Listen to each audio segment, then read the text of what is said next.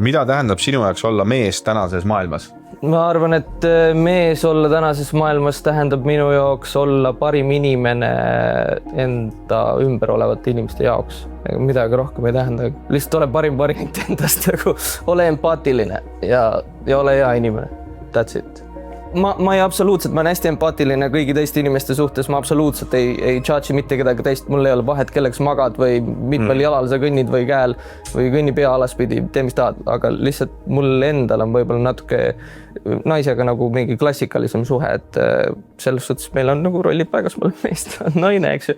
Aga noh, meie nagu see minu mehe roll ka võib-olla suhtes või nagu perekonnas ei ole ka see, et nüüd mina ainult rügan tööd, sa jää koju, eks ju, ja kui sul kodus hakkab igavesti söö tablette, kui sul ärevus tuleb peale, et minu jaoks ikkagi mehe roll on see, et ma tagan lihtsalt selle, et ma oleks piisavalt hooliv ja ma tekitaks hea tunde nendele, kes minu ümber on. Ma arvan, et see on mehe roll minu jaoks vähemalt.